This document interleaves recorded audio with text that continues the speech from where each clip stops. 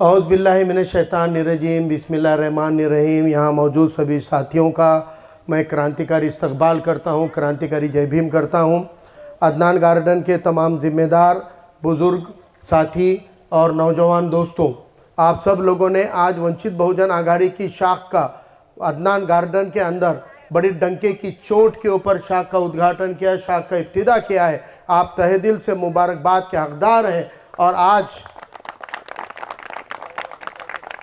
वंचित बहुजन आघाड़ी की अदनान गार्डन में एंट्री हो गई है, तो इंशाअल्लाह अदनान गार्डन से जितने भी इसके ऊपर आई हुई बलाएँ हैं, जितनी भी मुसीबतें हैं, जितने भी संकट हैं, जितने भी अड़चने हैं, इंशाअल्लाह यहाँ से वो छूर हो जाएगी, भुर हो जाएगी, इतना आपको यकीन दिलाया जाए।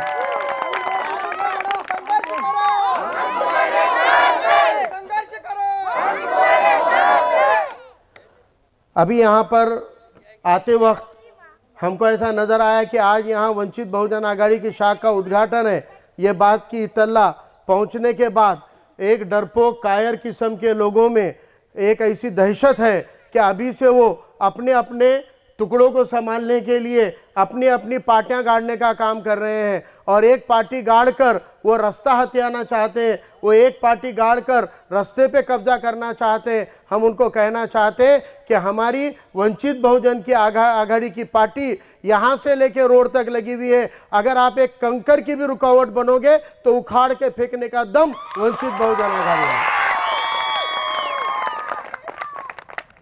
उनको लगता है कि ये सब उनकी बाप की जागीर है और मनमानी करेंगे, तो ये उनके बाप दादा की जागीर नहीं है। तुम एक सड़क के ऊपर अपने मालक होने का अगर दम भरते हो तो हम आपको बताना चाहते हैं, एक सड़क, एक गांव, एक शहर, एक जिला, एक रियासत नहीं, भारत इस देश की 7/12 हमारे नाम पर है। हम पूरे भारत के मालक हैं।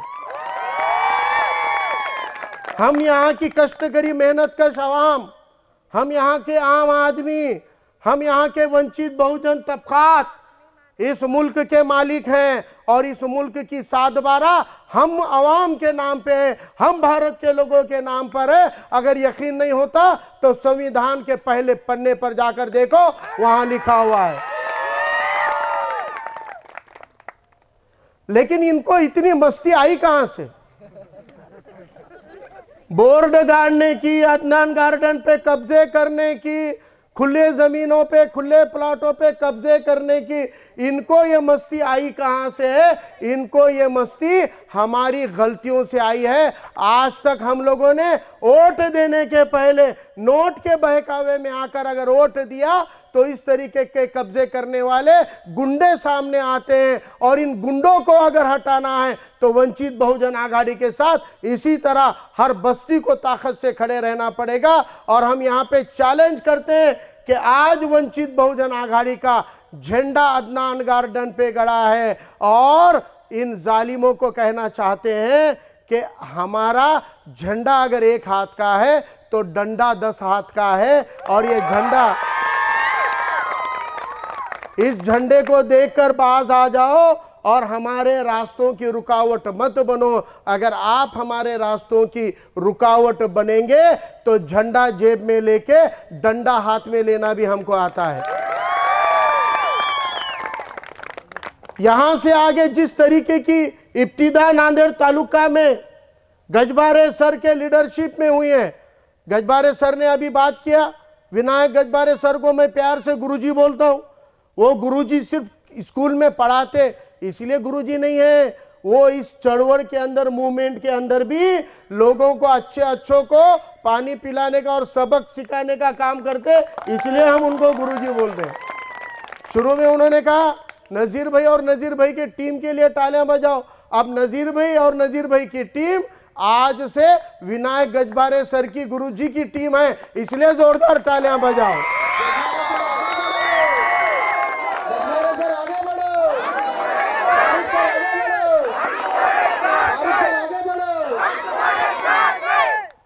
श्याम भाऊ ने अभी बताया कि वंचित बहुजन आघाड़ी का कोई नेता, पदाधिकारी और कार्यकर्ता अगर एक बार कोई काम हाथ में लेता है तो उसको नतीजे पे लाए तक नहीं छोड़ता। आपने देखा कि पीछे एक साजिश हो रही थी, ये जो गार्डन जहां प्रोग्राम हो रहा है, जहां पे झूले लगे हैं, बेंच लगे हैं, लोग यहां पे खेलते हैं बच्चे, इसको हड़पने की कोशिश हो रही थी। आपने देखा वंचित बहुजन आघाड़ी ने जैसे इसमें कदम रखा, पूरे धने गांव की फेर फार बंद करने का काम वंचित बहुजन आघाड़ी ने कर दिया। अब कानूनन भी फेरफार करने का तो वंचित के पास आना पड़ता। जब तक वंचित अगर यहां से अपना आक्षेप नहीं निकालेगी, तब तक आपके खरीदे वाले प्लॉट की भी फेरफार नहीं हो सकती। इतना कदम वंचित बहुजन आघाड़ी ने ताकत से उठाया है। इसलिए साथियों, अपने इस नांदेड़ की पिछले 75 साल का जो नांदेड़ का सत्यानाश हुआ है, जैसा कहते हैं कि आजादी के पहले निजाम की हुकूमत थी, जो निजाम को जालिम कहकर हुकूमत से हटाया गया, वो निजाम ने नांदेड़ को उस्मान शाही मिल दी थी।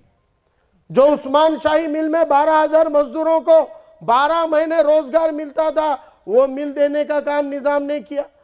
जिस निजाम ने मराठवाड़ा के अंदर, पूरे मराठवाड़ा में रेलवे का नेटवर्क बना कर दिया था, निजाम की तरफ से एनटीसी की मिल मिली थी, निजाम की तरफ से रेलवे का नेटवर्क मिला था, निजाम के तरफ से एनटीसी मिल के जरिए पूरे नांदेड़ को बिजली सप्लाई होती थी, लाइट जाती नहीं थी, लोड शेडिंग होती नहीं थी, पूरे नांदेड़ को बिजली मिलती थी। निजाम की तरफ से किले के अंदर वाटर सप्लाई का प्लांट था, हर रोज हर दिन रोज का रोज नल को पानी आया करता था।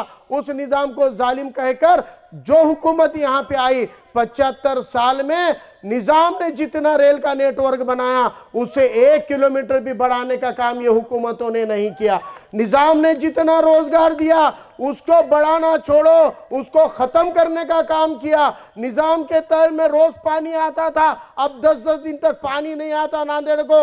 इतने तरीके की हुकूमत ये चला रहे हैं। जिस निजाम को तुमने जालिम कहा, आज तुम्हारी हुकूमत देखकर यहाँ की आवाम को बोलना पड़ता है, अरे तुम्हारे कांग्रेसियों, तुम्हारे से तो अच्छा वो निजाम की हुकूमत थी, जब आवाम को रोजगार, काम, रेल और विकास मिलता था। इस तरीके का अगर हमको नांदेड़ के अंदर, नांदेड़ की आवाम, चाहे हिंदू हो, ओबीसी हो, एससी हो, एसटी हो या माइनॉरिटी मुसलमान हो, आपको याद दिलाते हैं, जिस धने गांव के अंदर अदनान गार्डन है, वो धने गांव से लगकर सूद गिरनी हुआ करती थी। उस सूद गिरनी के अंदर 1000-2000 लोगों को रोजगार मिला करता था। जहां पर हम धने गांव हैं, इसके बगल में जो बड़ी रामपुर के मेरे साथियों ने आज प्रवेश किया, वो बड़ी रामपुर को सटक कर टेक्सकॉम की मिल हुआ करती थी, टेक्सकॉम की इंडस्ट्री हुआ करती थी। जो धने गांव बड़ी रामपुर तुप्पा से लगकर सिप्टा नाम की इंडस्ट्री हुआ करती थी। टेक्सकॉम के अंदर, सूद गिरनी के अंदर, सिप्टा के अंदर 12 महीने 4 से 5,000 मजदूरों को 12 महीने मजदूरी के लिए काम मिलता था। हाथ को काम था, ईमानदारी की, हक और हलाल की रोजी का जरिया था।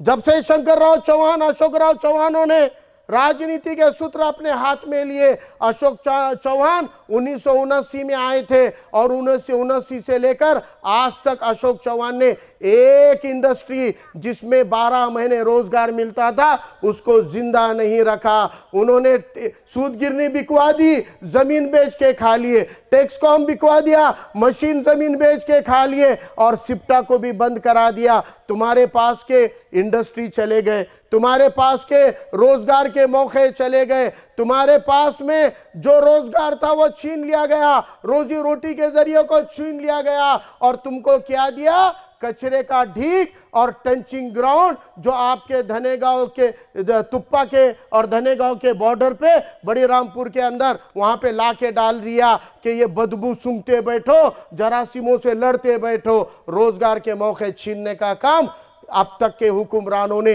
अब तक के अशोक चौहान और शंकरराव चौहान के इन्होंने किया। वैसे एनटीसी मिल भी बंद करा दी, जो एनटीसी मिल 12,000 लोगों को काम देती थी। आप बोलो, आज हमारे बच्चों के आगे रोजगार के हक हलाल के जरिए है क्या? नांदेड़ में जब 20,000 लोगों को 12 महीने का काम एनटीसी मिल्स, उस्मान शाही मिल से, टेक्सकॉम से, सूद गिरनी से, सिप्टा से मिलता था, आज वो सब बंद हो गए। आज 500 लोगों को भी 12 महीने का रोजगार नहीं रहा। इसलिए धनेगांव के, तुप्पा के, बड़ी रामपुर के नौजवानों को रोजगार के मौके नहीं रहे। ये इंडस्ट्री पूरी सुनसान पड़ी है, वीरान खंडर बन गई है, कोई भी इंडस्ट्री नहीं रही और खाली प्लाटों पे कब्जे करके धन्ना सेठ बन गए और उसके अंदर लैंड माफिया आके जमीना बेचने का काम कर रहे। जो अब तक आमदार बन के आए, आमदार का राइट हैंड क्या कर रहा? प्लाटिंगा निकाल रहा, बगैर एनए लेआउट के प्लाटिंगा बेच रहा, ओपन स्पेस बता रहा, ये मस्जिद को, ये गार्डन को, ये प्लेग्राउंड को, ये स्कूल को प्लाटिंग बिक गई, जमीन के भाव बढ़ गए तो वो भूखंड बेच के खाने का माफियागिरी आमदार के सीधे हाथ का, दाएं हाथ का आदमी कर रहा। कब्जे करने का काम आमदार के सीधे हाथ का, राइट हैंड का, लेफ्ट हैंड का कर रहा। अशोक चौहान की ताकत पर जमीनों पे कब्जे करने का काम हो रहा है। तो यहां से हम आज बोलना चाहते हैं, अशोक चौहान, आज के बाद तेरे किसी भी अली बाबा के 40 चोरों में इतना दम नहीं है कि जहां वंचित का झंडा गड़ेगा वहां पे 1 इंच जमीन हम तुमको कब्जा करने नहीं देंगे। तुम आगे बढ़ो। ये शहर को कैंसर के जैसी बीमारी है बेरोजगारी की। तुम्हारे इंडस्ट्री छीनने से रोजगार नहीं है।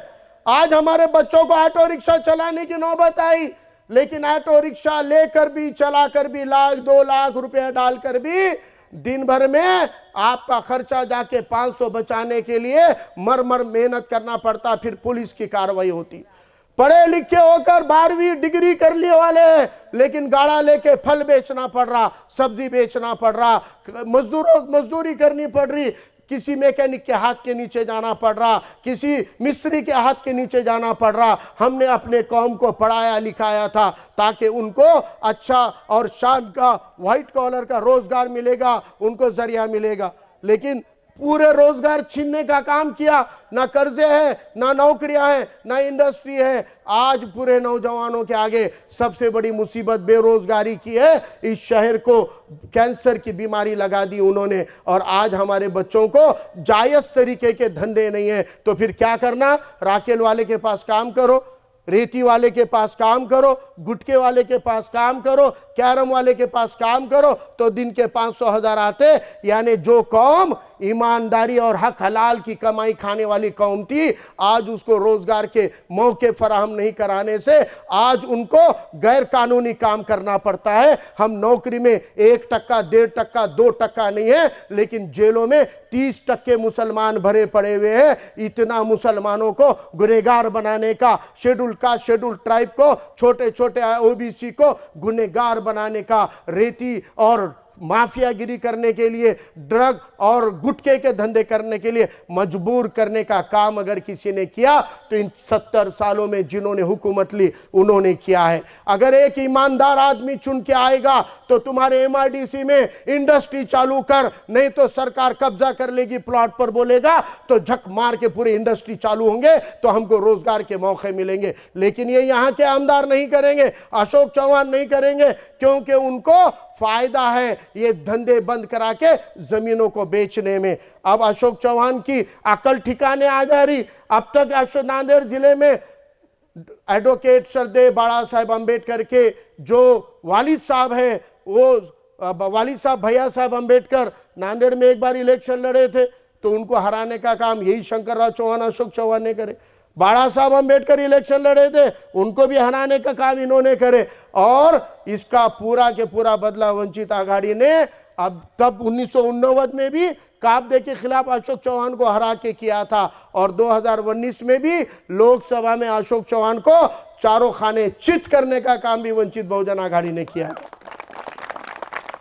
अब मालूम है वंचित बहुजन आघाड़ी में पहले तो खाली वंचित तबकात जुड़ रहे थे, लेकिन इन 4 सालों में हमारी पूरी टीम की मेहनत थी कि हमारे पूरे टीम ने जो जद्दोजहद की, उसकी बदौलत आज शहर के चप्पे चप्पे में बड़ी तादाद में मुसलमान जुड़ रहे हैं। और मीम जब जुड़ जाता है जय भीम के साथ में, तो वो एक मजबूत जोड़ बन जाता है। और ये जय भीम और जय मीम का जो नारा है, जय भीम और जय मीम का जो इत्तेहाद है वो क्या कर सकता, ये पूरी दुनिया ने औरंगाबाद में देख लिया। 40 साल में वहां पर शिवसेना को कोई हरा नहीं सकता था। सिर्फ जय भीम और जय मीम के इत्तेहाद ने वहां एक मुस्लिम को चुनाने का काम कर दिया था। यही जय भीम और जय मीम है जो आने वाले दिनों में लोकसभा में और विधानसभा में ओबीसी को साथ में लेकर इंशाअल्लाह लोकसभा में भी और आने वाले विधानसभा में भी वंचित बहुजन आघाड़ी की नुमाइंदगी हम असेंबली में भी करेंगे और पार्लियामेंट भी करेंगे। यह ऐलान मैं आज करता हूं। इस शहर को लगी हुई बीमारियों को हटाना है। अभी नजीर भाई मेरे को बोले कि हमारे जो मौलाना यहाँ बैठे वाले बोले साहब इन्हों इलाज करते, बोले इन्हों बीमारियां भी दूर करते। बोले मैं बोला हाँ मौलाना अच्छी बीमारियां दूर करते क्या? बोले हाँ साहब मैं कहीं पढ़ लेता हूँ बोले और इल्म के आधार पे बीमारियां दूर कर दो। बोला मौलाना हम भी बाबा छे, हम कौन सी बीमारी दूर करते? तो अशोक चौहान ने जो नांदेड़ पे भानामती डाले वाली है उसको दूर करने का काम वंचित बहुजन आघाड़ी करे। ये कांग्रेस भानामती है जो अपने शहर अपने जिले पे लगे वाला दाग है, बीमारी है। अगर ये बीमारी को दूर करना है तो आपके गले में जो वंचित बहुजन आघाड़ी का रुमाल है वो वंचित बहुजन आघाड़ी का तावीज है, वो गले में पहनो। कांग्रेस की भानामती भागे बगैर रहेगी नहीं। और आने वाले दिनों में हमको ये अच्छों की बीमारियों को भगाना है और उसके लिए हमको मुत्तहिद होना पड़ेगा। याद रखो अयूब भाई ने कहा, शहर सदर अयूब खान रात दिन मेहनत करते हैं। पुलिस स्टेशन का मामला रहो, दवाखाने का मामला रहो, विनायक गजभारे सर दिन देखे बगैर रात देखे बगैर रात दिन भागते हैं। अपने पार्टी को धक्का लगाने की कोशिश की थी, वंचित के कार्यकर्ताओं ने उनके दिमाग ठिकाने पे लगाने का काम किए। और रात में जब पुलिस स्टेशन में वो अदनान गार्डन के लोगों पे गुना दाखिल करो बोलकर भीड़ जमा हुई, आधी रात को 12-1 बजे विनायक गजभारे वहां जाके खड़े रह गए और बोले कि जो कानून के बाहर है होने नहीं देंगे। एक भी बच्चे पर, एक भी अदनान गार्डन के बच्चे पर गुनाह दाखिल नहीं करने देंगे। वहां पे ताकत से खड़े रहकर आए वाली पूरी भीड़ को हकालने का काम विनायक गजभारे सर ने किया था। एक ऐसी मजबूत क़यादत है।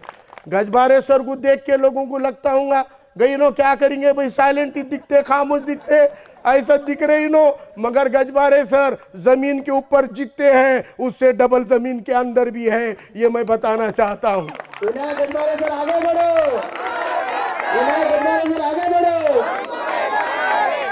इसलिए विनायक गजभारे सर का नाम लिए तो अच्छों के यहाँ पे धड़कने वाली धड़कन यहाँ से सुनाई देती है। इतना दरारा विनायक गजभारे सर का है, गुरुजी का है। इसलिए फिक्र मत करो, आपके साथ विनायक गजभारे सर की पूरी जो टीम है, यहाँ पे तालुके के पूरे पदाधिकारी आए वाले हैं। बाबा साहब अम्बेडकर का एक छोटे से छोटा कार्यकर्ता भी शेर का जिगर रखता है, ये मैं बताना चाहता हूँ। आपको फिक्र करने की जरूरत नहीं है। और टीपू सुल्तान ने तो कहा था, वही मंत्र आज यहाँ के मुसलमानों को हम शहर शहर जिले जिले में बाबा साहब मुसलमानों पे जहाँ जहाँ जुल्म हो रहा है वहाँ बाबा साहब अम्बेडकर जाके खड़े होते हैं। उन मंच से हम कह चुके हैं, आज भी कह रहे हैं, याद रखो लड़ना पड़ेगा।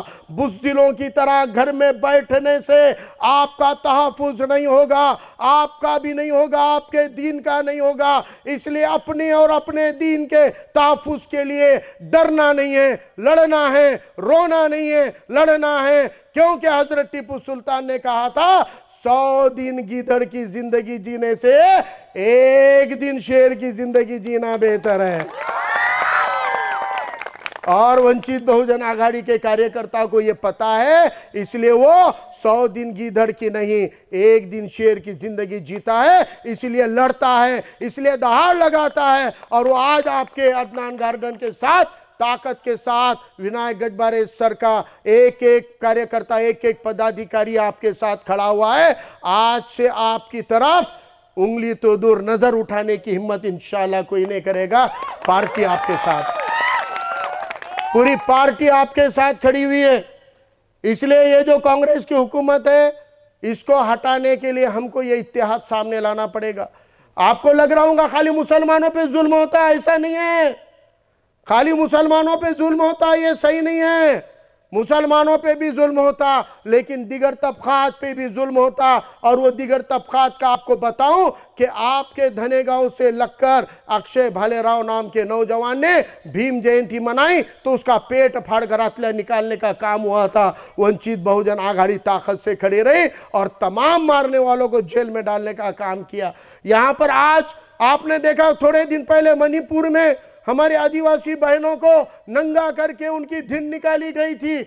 आज की तारीख में अपने महाराष्ट्र के बीड जिले में हमारी एक आदिवासी भटके बहन को इसी तरह उसका खेत हड़पने के लिए कपड़े निकालकर उसकी नग्न धिंड निकालने का काम हुआ।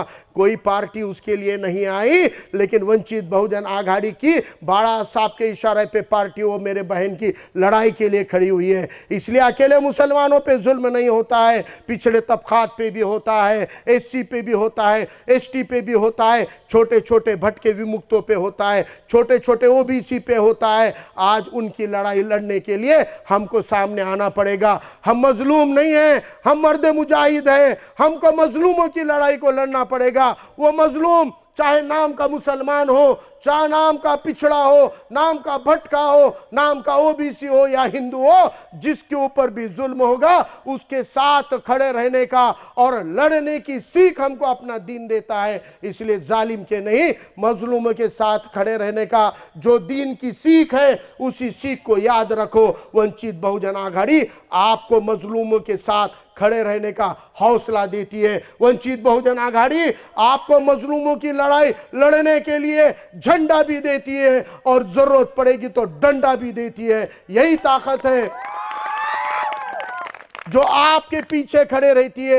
एक ही कायद है जो इस मुल्क में किसी पुलिस को, इनकम टैक्स की धाड़ को, ईडी बीडी सीडी को नहीं डरता। उस क़यादत का नाम अली जनाब प्रकाश अंबेडकर है। ये याद रखने की जरूरत है। आज देश में, आज देश के अंदर कोई ताकत नहीं है जो मोदी और शाह को ललकारने का काम करे, लेकिन आप खाली हमको सत्ता दो। नरेंद्र मोदी को जेल में डालने का ऐलान खाली प्रकाश अंबेडकर साहब ने किया है।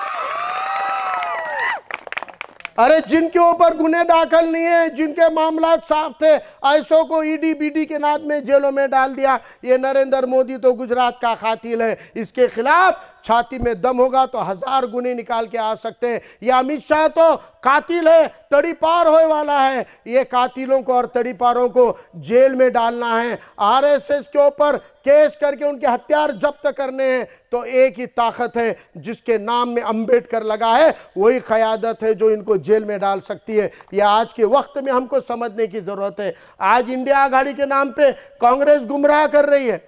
अब अशोक चौहान का कल बयान आया, मिट्टू के जैसे बातें कर रहे थे, मिट्टू के जैसा पोटा पोटा बोल रहे थे। क्या बोले? बोले प्रकाश अंबेडकर साहब शरद पवार बंबई में मिले, मेरे को बहुत खुशी हुई। बोले ये दोनों एक हो गए तो कांग्रेस भी एक हो जाती। हम प्रकाश अंबेडकर साहब को साथ लेना चाह रहे, मिलके लड़ना चाह रहे। और कल तक तो बी टीम बोल रहा था ना, कल तक तो वो बी टीम थी ना। अब बी टीम तुमको प्यारी लग रही क्या? अब आ गए ना चुनाव नजदीक, मालूम है वंचित नहीं तो जीत नहीं। इसीलिए वंचित को अब मीठा मीठा बोलने का काम चालू है। पोपट के जैसे, मिट्टू के जैसे बातें करके बोल रहे एक हो जाएंगे, एक हो जाएंगे। अरे तुमने हमारे सूर्य पुत्र भैया साहब अंबेडकर को और बड़ा साहब अंबेडकर को यहां से हराया था। पहले बी टीम कौन है उसका जवाब दो। बताओ महाराष्ट्र को कि 2019 में पूरे महाराष्ट्र में खाली एक सीट चुना के लाए, बाकी के सीट तुमने अमित शाह को और मोदी को मैनेज करके क्यों हारे? पूरे महाराष्ट्र के अशोक चौहान प्रदेश के अध्यक्ष थे कांग्रेस के। फिर क्या वजह है कि आपने बाड़ा साहब के खिलाफ पिछले 3 इलेक्शन से मुसलमान को खड़ा करके उनको हराते हो? क्या वजह है कि आपने पूरे महाराष्ट्र में पूरे की पूरे सीटें हार के बीजेपी के गठबंधन को जिता दिए? मैं पूछना चाहता हूं शरद पवार से, आज तुम इंडिया आघाड़ी खेल रहे, लेकिन आपने सिर्फ 4-5 सीटें जीते और बाकी के पूरी की पूरे सीटें 48 में की 42 सीटें बीजेपी के गठबंधन को पिछले लोकसभा में जिताए थे। और आज वही शरद पवार, आज वही अशोक चौहान फिर महाराष्ट्र में वही खेल खेलना चाहते हैं। लेकिन अगर आपको मोदी को हराना है, अगर आपको बीजेपी को हराना है, तो आप ये कांग्रेस के गिरती हुई दीवार के आड़ में मत खड़े रहो। गिरती हुई दीवारें किसी का आसरा नहीं देती, गिरती हुई दीवारें आपको कुचलने का काम करती है। 2014 में जो कांग्रेस राष्ट्रवादी बीजेपी को नहीं हरा सकी, 2019 में जो कांग्रेस राष्ट्रवादी बीजेपी को नहीं हरा सकी, अगर इस बार उनको हराना होता तो वो वंचित को साथ में लेते, वो साथ नहीं ले रहे। इसका मतलब कांग्रेस और राष्ट्रवादी 2024 में फिर मोदी को जिताना चाहती है। अगर मोदी और भाजपा को हराना है तो कांग्रेस राष्ट्रवादी के शरद पवार, अशोक चौहान के बहकावे में मत आओ, वंचित बहुजन आघाड़ी के साथ खड़े रहो। जय भीम और जय मीम के नारे पे इंशाल्लाह हम मोदी को रोकने का काम महाराष्ट्र से जरूर करेंगे। आप लोगों की ताईद, आप लोगों का साथ रहेगा तो जय भीम जब साथ आते हैं तो ओबीसी और गरीब मराठा भी इस इत्तेहाद के साथ खड़े होता है। ये हमने जो औरंगाबाद में दिखाया है वही इंशाअल्लाह अपने को पूरे नांदेड़ से लेकर महाराष्ट्र के हर लोकसभा, हर विधानसभा में करना है। उसके लिए अपने नांदेड़ में अपने को मुत्तहिदा तौर पर आज अदनान गार्डन में झंडा गड़ा है। इंशाअल्लाह आने वाले दिनों में बड़ी रामपुर में भी झंडा गड़ेगा, वाजे गांव में भी गड़ेगा और आने वाले आतराफ के पूरे नांदेड़ दक्षिण में अपना झंडा गाड़ने का काम आप तमाम लोगों के दुआओं से, आप लोगों के सपोर्ट से हम करेंगे। हमको अपनी ज़िंदगी तो हम जी लिए, आने वाले वक्त को देख रहे हैं, बड़ी मुसीबतें नज़र आ रही है। हमको इन बच्चों का मुस्तकबिल देखना है, आने वाली पीढ़ी का मुस्तकबिल संवारना है। हमको अपनी नुमाइंदगी असेंबली में भेजे बगैर हमारे लिए कोई लड़ने वाला नहीं है। आपने हमको इलेक्शन में हरा दिया, हम इलेक्शन लड़े हैं और ईमानदारी और हक हलाल के मेहनत के पैसों से लड़े हैं। आप सब लोगों के मजलूमों के साथ में लेकर लड़े, हम हार गए, लेकिन हम इलेक्शन हारे, हौसला नहीं हारे। दूसरे दिन से फिर आपकी खिदमत में रास्ते पे उतर कर काम कर रहे हैं। ये वंचित बहुजन आघाड़ी का हौसला है। आप लोग इसकी हौसला अफजाई करोगे, आप लोग साथ दोगे, आप सब लोगों की दुआ और साथ मिलेगा तो हम आपको लिख कर देते हैं। आने वाले दिनों में आप लोगों की नुमाइंदगी असेंबली में करने का काम इंशाअल्लाह वंचित बहुजन आघाड़ी करेगी। आप लोगों को आज के इस प्रोग्राम के लिए मैं तहे दिल से मुबारकबाद देता हूँ। और आखिर में जिसने किसी ने बोर्ड गाड़ा है, जिसने किसी ने बोर्ड गाड़ने लगाया है, उसको वार्निंग दे रहा हूं। आज हम आपको 8 दिन का टाइम दे रहे। 8 दिन में अगर उन्होंने बोर्ड नहीं हटाया तो यहां से आगे वंचित बहुजन आघाड़ी अपने झंडे के दम पर और जरूरत पड़ी तो अपने डंडे के दम पर ये सब कार्रवाई कराएगी और ये रास्ता खुला कराएगी। इतना मैं ताकत से कहता हूं, आप लोगों के रास्ते में कोई अड़थड़ा नहीं आएगा। अरे 1000 बोर्डा गाड़ना रे भाई, 1000 बोर्डा गाड़ तो हमारे रास्ते में आके तो देख, क्योंकि रास्ता अड़ाने वाले को क्या करना है। हमारे कौम ने, हमारे दीन ने हमको रास्ते में का कांटा हटाने को नेकी बोला है, रास्ते में का कंकर हटाने को नेकी बोला है। रास्ते में का अड़थड़ा बनेगा तो तेरे को हटाना ये दीनी तरीके से भी और कानूनी तरीके से भी हमारे को सवाबित दिलाने वाला है। जो आड़े आएगा इंशाल्लाह उसको आड़ा करेंगे। जो हमारे साथ में जिस हथियार से लड़ेगा उसी हथियार से मुंह तोड़ जवाब देने का काम वंचित बहुजन आघाड़ी करेगी। आप लोगों को फिक्र करने की जरूरत नहीं है, आप मुत्तहिद रहिए। कानून को हाथ में लेने की आपको जरूरत नहीं है। आप कुछ नको करो, झंडा डंडा चलाने का काम वंचित बहुजन आघाड़ी करती और अपने पास में विनायक गजबारे सर के जैसा सेनापति है। आपको टेंशन लेने की जरूरत नहीं है।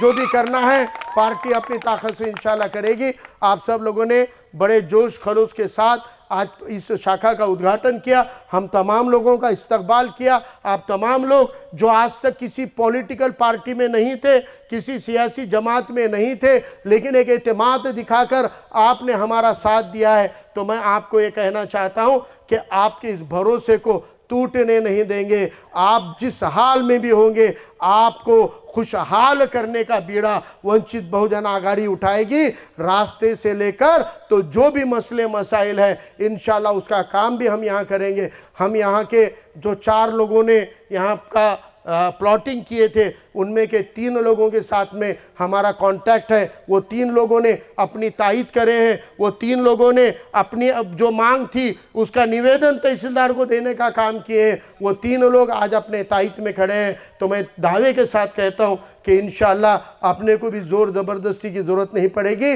कानून के और कलम के दम पर अपनी हर लड़ाई को हम जीत सकते हैं। लेकिन फिर भी अगर किसी को बहुत ही ज़्यादा अल्ली वलवल कर रही होंगी तो उसको फिर बोलता हूँ कि हमारा झंडा 1 हाथ का है और डंडा 10 हाथ का है। ज़रूरत पड़ी तो झंडा जेब में रख के डंडा हाथ में लेने का काम हम करेंगे। आप सब लोगों का शुक्रिया। अल्लाह हाफिज। जय भीम, जय नीम। वंचित बहुजन आघाडीचा